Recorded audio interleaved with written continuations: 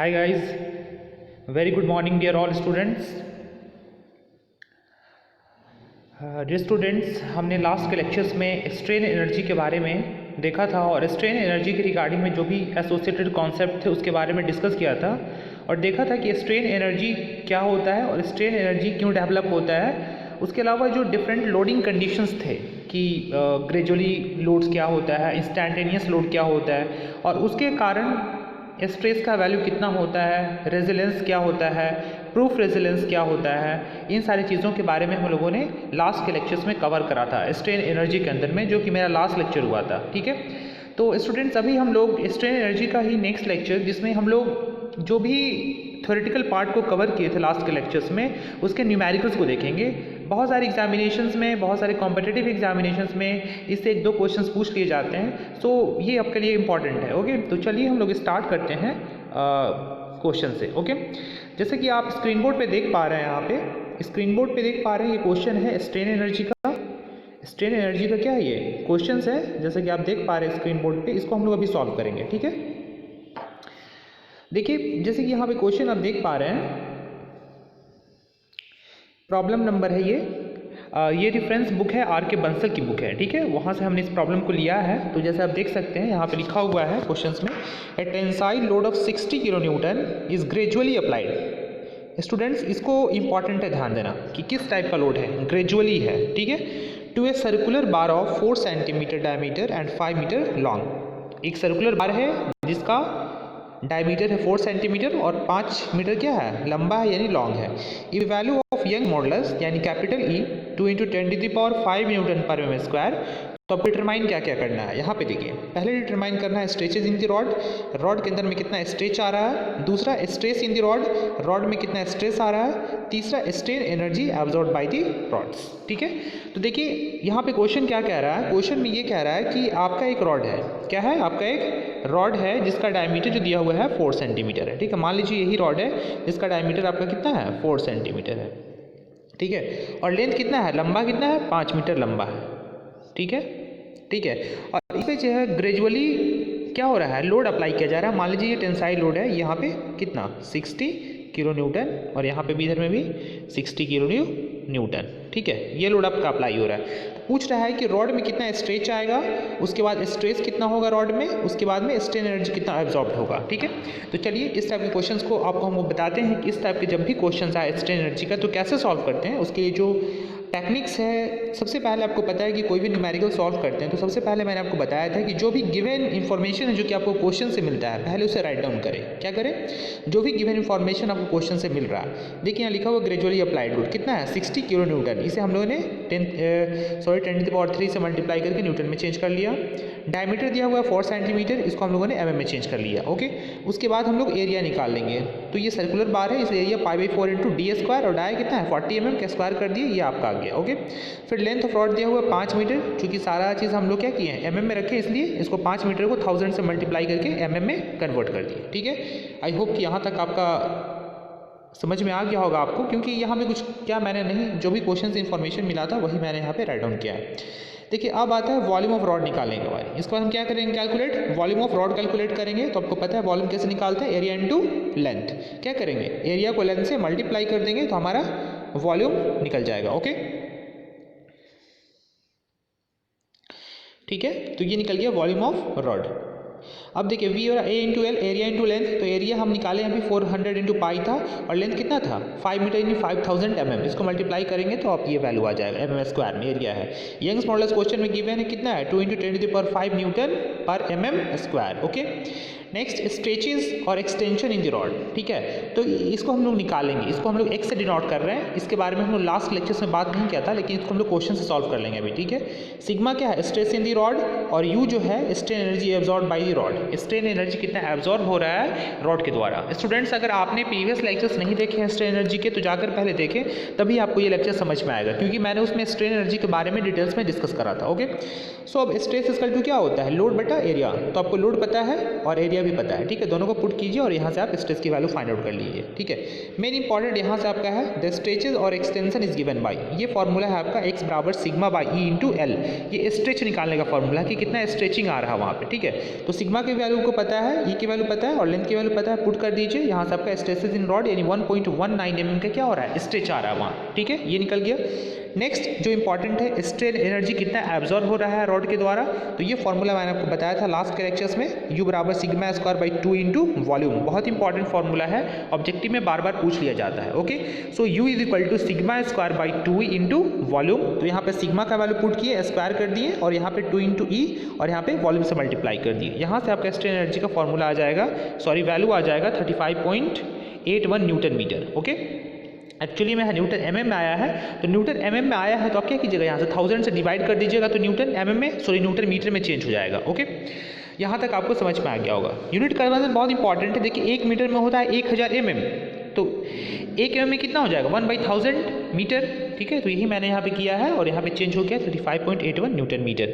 तो आपने देखा स्टूडेंट्स कि कैसे किसी क्वेश्चन से हम लोग स्ट्रेन एनर्जी की वैल्यू को कैलकुलेट करते हैं, और जो भी इन्फॉर्मेशन पहले क्वेश्चन से मिल रहा है उसे निकालिए और आपको जाना कहाँ पे है वो देखिए। जैसे कि यहाँ पे हमको जाना कहाँ पे था, स्ट्रेन एनर्जी के पास में, तो sigma square by 2 into volume, हमको यहाँ पे वॉल्यूम चाहिए था, इसलिए हम लोगों ने यहाँ पे वॉल्यूम कैलकुलेट किया, इसलिए हम लोगों ने यहाँ पे सिग्मा भी कैलकुलेट किया, क्योंकि सिग्मा भी मुझे पता नहीं था, फोर्स पता था, एरिया पता था, तो sigma equal to P by A किया और E के वैल्यू गिवन क्वेश्चन में, इन सारे वैल्यूज को पुट किया और यहाँ से स्ट्रेन एनर्जी की वैल्यू को कैलकुलेट किया। ओके स्टूडेंट्स, ये टॉपिक छोटा है लेकिन इससे भी 1-2 क्वेश्चन एग्जामिनेशंस में, कॉम्पिटिटिव एग्जामिनेशंस में पूछ लिए जाते हैं, तो आप लोग इसको ध्यान से पढ़िएगा, ठीक है, और क्वेश्चंस को सॉल्व कीजिएगा। चलिए एक और क्वेश्चन से हम लोग देख लेते हैं नेक्स्ट क्वेश्चन को, नेक्स्ट प्रॉब्लम को।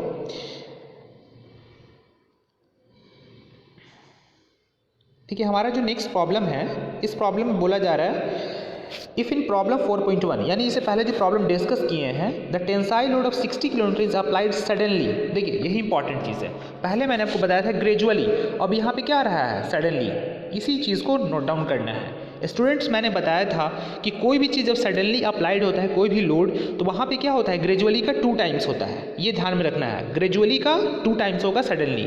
जो भी लोड्स नेचर में अप्लाई होते हैं जनरली क्या होते हैं, वो ग्रेजुअली ही होते हैं, लेकिन जब भी सडनली का केस वहाँ पे आता है तो वहाँ पे क्या करते हैं हम लोग, ग्रेजुअली में 2 टाइम्स से मल्टीप्लाई कर देते हैं, तब हमारा क्या होता है सडनली निकलता है। देखिए स्टूडेंट्स यहाँ पे दिया हुआ है सडनली जो अप्लाइड हो रहा है वो 60 किलोमीटर लोड अप्लाई हो रहा है, ठीक है। तो आपको निकालना है मैक्सिमम इंस्टैंटेनियस स्ट्रेस। क्या निकालना है, मैक्सिमम इंस्टैंटेनियस स्ट्रेस, दूसरा instantaneous elongation in the rod and strain energy absorbed in the rods. Okay, देखिए यहाँ पे जो इंपॉर्टेंट चीज़ें हैं, देखिए यहाँ पे सबसे पहले आपको मैक्सिमम इंस्टैंटेनियस स्ट्रेस निकालना है। अब इंस्टैंटेनियस हम लोग कैसे निकालते हैं, तो इंस्टैंटेनियस निकालने के लिए क्या करते हैं, 2 टाइम्स ऑफ क्या करेंगे, जो हमारा स्ट्रेस आ रहा है, तो 2 टाइम्स, और स्ट्रेस का क्या फॉर्मूला होता है P/A, तो P की वैल्यू 60 किलो न्यूटन दी हुई है, यानी 60 into 10 to the power what, 10 to the power 3, यहाँ मल्टीप्लाई कर दिए और डिवाइड बाई में एरिया। तो एरिया देखिए स्टूडेंट्स, यहाँ पे डायमीटर क्वेश्चंस में, पहले के क्वेश्चंस में दिया हुआ था 4 सेंटीमीटर, तो एज सेम एज यहाँ पे एरिया वही होगा, क्योंकि प्रीवियस का क्वेश्चन ही है, सिर्फ यहाँ पे बोला जा रहा है कि यहाँ पे जो लोड आ रहा है वो क्या आ रहा है, सडनली आ रहा है। कौन सा लोड आ रहा है, सडन लोड आ रहा है। ओके, तो यहाँ पे देखिए सडन लोड जब आ रहा है तो यहाँ पे हम लोग 2 टाइम्स मल्टीप्लाई करेंगे, ठीक है, क्या करेंगे 2 टाइम्स मल्टीप्लाई करेंगे सिग्मा निकालने के लिए। सिग्मा को क्या करेंगे 2 टाइम्स ऑफ P/A। अगर यहीं पे ये ग्रेजुअली आ रहा होता है तो सिग्मा पर क्या लिखते हैं P/A, ठीक है, लेकिन जब सडनली आएगा तो क्या करेंगे 2 इंटू P/A लिखेंगे। ये चीज़ आपको सबसे इंपॉर्टेंट है, ध्यान देना, ऑब्जेक्टिव में भी पूछा जाता है, ठीक है। आई होप कि यहाँ तक क्लियर हो गया होगा। अब देखिए जब आप इसके कॉरस्पॉन्डिंग में जब यहाँ पे इलोंगेशन निकालेंगे तो क्या होगा, फॉर्मूला वही होगा, सिर्फ यहाँ पे सिग्मा चेंज हो जाएगा, sigma by E into L. देखिए यहाँ पे सिग्मा की वैल्यू 95.493 और यहाँ पे ई की वैल्यू वही रहेगी और लेंथ की वैल्यू वही 5 मीटर थी एज पर प्रीवियस क्वेश्चंस। देखिए ये जो डेटा है प्रीवियस क्वेश्चन का ही डेटा है, सिर्फ यहाँ पे क्या चेंजिंग आया है, यहाँ पे जो चेंजिंग आया है वो सडनली लोड का आया है। पहले क्या था, ग्रेजुअली था, यहाँ पे सडनली है, तो जहाँ पे भी सडनली आएगा वहाँ पे ग्रेजुअली में 2 टाइम्स कर देंगे। क्या कर देंगे, 2 टाइम्स कर देंगे। इज़न्ट इट, समझ में आ गया होगा सबको, ठीक है। अब देखिए स्ट्रेन एनर्जी, देखिए बहुत जगह पे इंस्टैंटेनियस इलोंगेशन लिखा रहता है, मतलब जो ग्रेजुअल है उसी को हम इंस्टैंटेनियस कहते हैं, ठीक है। अब देखिए यहाँ पे U इक्वल टू है sigma square by 2 into volume. ये आपको मैंने पहले बताया था फॉर्मूला में, अगर नहीं पता है तो आप याद कर लीजिए formula, sigma square divided by 2 into volume, ठीक है।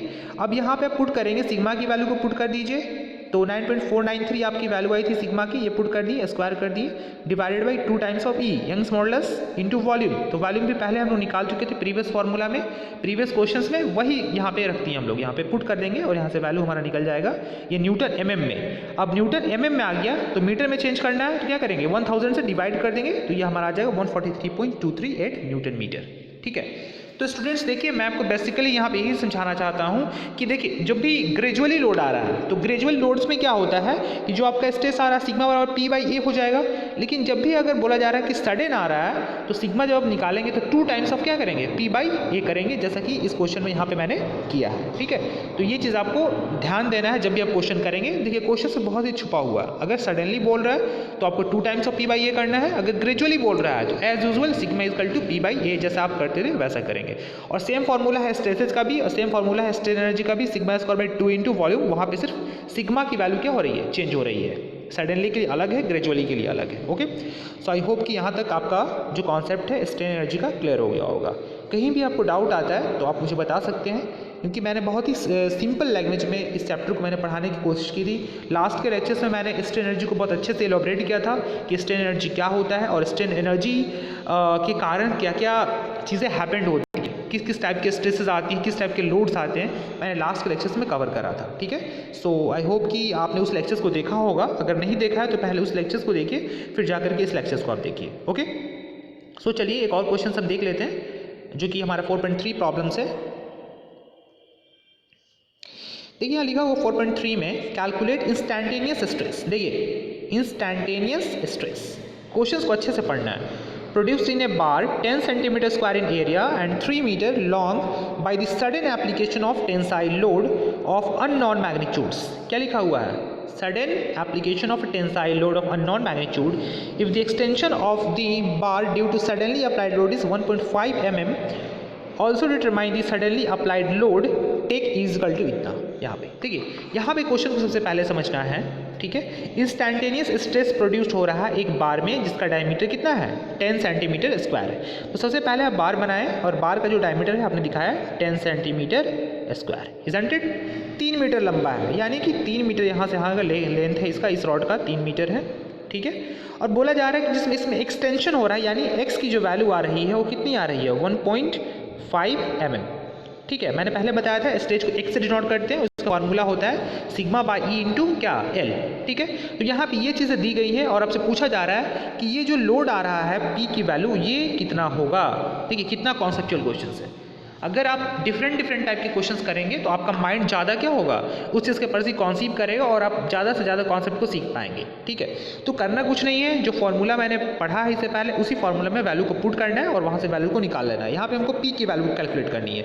तो सबसे पहले हम लोगों ने यहाँ पे क्या निकाला है, एरिया की वैल्यू निकाला। एरिया दिया हुआ 10 सेंटीमीटर स्क्वायर, इसको आप mm में चेंज कर दीजिए, mm स्क्वायर में। ठीक है, अब देखिए एल की वैल्यू 3 मीटर, इसको भी mm में चेंज कर दी 1000 से मल्टीप्लाई करके, और एक्स की वैल्यू 1.5 mm गिवन है। लेट्स सी कि आगे किस तरीके से हम लोग इसको सॉल्व करते हैं। ठीक है, लेकिन यहाँ तक आई होप कि आपको क्लियर हो गया होगा कि निकालना क्या है और दिया क्या हुआ है। अगर आप इतना चीज़ पहले क्वेश्चंस में समझ लेते हैं कि आपकी क्वेश्चंस में क्या दिया हुआ है और आपको फाइंड आउट क्या करना है, तो मुझे नहीं लगता है कि आपको कहीं भी प्रॉब्लम होने वाला है।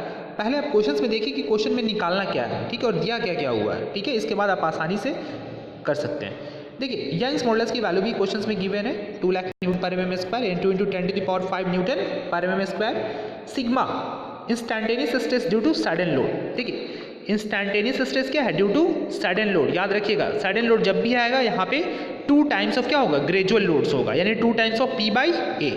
सिर्फ अगर ग्रेजुअल लोड्स रहता है तो एज यूजुअल स्ट्रेस निकालेंगे पी बाई ए से। जहाँ पे भी सडन लोड आता है, स्टूडेंट्स इसको ध्यान में रख लीजिए, जहाँ पे भी सडन लोड्स आता है वहाँ पे सिग्मा इज इक्वल टू हो जाएगा 2 times of P by A. Okay, so P क्या है यहाँ पे, सडनली अप्लाइड लोड है जिसकी वैल्यू हमको क्या करना है, कैलकुलेट करना है। सो एक्स की वैल्यू आपको पता है, एक्स बराबर कितना होता है, यानी extension is equal to sigma by E into length, पता है आपको। अब देखिए एक्स की वैल्यू यहाँ पे क्वेश्चन में गिवन है 1.5 mm। ओके, सिग्मा की वैल्यू मुझे पता नहीं है, सिग्मा की वैल्यू कैलकुलेट करनी है। So sigma is equal to as it is रहेगा, और ई की वैल्यू क्वेश्चन में गिवन है और लेंथ की वैल्यू 3 मीटर इन 3000 mm दिया हुआ। यहाँ से आप क्रॉस मल्टीप्लिकेशन करके सिग्मा की वैल्यू आप निकाल लेंगे। सिग्मा की वैल्यू किस में आएगी, 100 न्यूटन पर mm स्क्वायर, चूंकि हमने यूनिट को mm में रखा है और फोर्स को न्यूटन में रखा है। सो आई होप कि यहाँ तक समझ में आ गया होगा। अब देखिए यहाँ पे लिखा हुआ है सडनली अप्लाइड लोड से। सो स्टूडेंट्स इसको ध्यान में रखना है। तो जब भी सडनली अप्लाइड लोड आ रहा है तो सडनली अप्लाइड लोड कहिए तो वहाँ पे जो सिग्मा इक्वल टू होता है 2 टाइम्स ऑफ पी बाई ए होता है। मैंने अभी आपको समझाया, ठीक है। सो सिग्मा की वैल्यू क्वेश्चन में गिवन है, क्वेश्चन में नहीं, मैंने अभी निकाला है 100 बराबर 2 टाइम्स ऑफ पी बाई ए। तो एरिया की वैल्यू तो आपको पता है, चूंकि 10 सेंटीमीटर स्क्वायर दिया हुआ था, तो यहाँ पे एरिया की वैल्यू आप रख देंगे और पी की वैल्यू आपको कैलकुलेट करनी है। ये हमारा क्वेश्चन मार्क था, यही हमें निकालना था, ठीक है। यहाँ से जब आप क्रॉस मल्टीप्लीकेशन करेंगे तो क्या हो जाएगा, पी बराबर 1000 इंटू 100 डिवाइड बाई क्या हो जाएगा 2। यहाँ से जब क्रॉस मल्टीप्लिकेशन करके यहाँ पे वैल्यू को रखेंगे तो क्या हो जाएगा, यहाँ से पी बराबर क्या हो जाएगा 100 इंटू 1000 और 2 नीचे में आ जाएगा, यानी इसको सॉल्व करेंगे तो आ जाएगा आपका 50 किलो न्यूटन्स। आई होप कि स्टूडेंट्स आपको ये भी समझ में आ गया होगा कि किस तरीके से क्वेश्चन को सॉल्व करते हैं। देखिए जितने सारे क्वेश्चंस आप सॉल्व करेंगे, जितना मैक्सिमम नंबर ऑफ प्रॉब्लम्स को आप बनाएंगे, उतना ज़्यादा आपका कॉन्सेप्ट क्या होगा, क्लियर होगा। सो आप 20 इंटू 80 का रेशियो रखिए, मतलब 20% अगर आप पढ़ाई कर रहे हैं तो 80% आप उसको प्रैक्टिस कीजिए, तभी जाके आपका जो कॉन्सेप्ट है वो बिल्टअप हो पाएगा। सिर्फ पढ़ लेने से नहीं होगा, आपको प्रैक्टिस करना ही पड़ेगा। नहीं प्रैक्टिस करेंगे तो आप नहीं समझ पाएंगे चीज़ों को। ओके, सो आई होप कि आपको बहुत कुछ नई जानकारी इस लेक्चर से मिली होंगी और स्ट्रेन एनर्जी के रिगार्डिंग में बहुत सारी इन्फॉर्मेशंस, बहुत सारी कॉन्सेप्ट्स आपको मिले होंगे जानने को, ठीक है। सो यहाँ तक हम इस लेक्चर को कंप्लीट करते हैं और ये जो नेक्स्ट प्रॉब्लम है ये आप लोगों के लिए है और इसे आप लोगों को कंप्लीट करना है। ओके, प्रॉब्लम नंबर 4.4 जो कि बेस्ट है, 1 2 3 जो मैंने प्रॉब्लम कराया है उसी पे है। ओके, सो इस क्वेश्चन को आप लोग करेंगे। ओके, सो आई होप कि आपको बहुत चीज़ सीखने को मिला होगा इस लेक्चर से and you learn more than you expect from this lecture. So this is last part of my video lecture of this strain energy. Thank you everyone for watching this. God bless you all.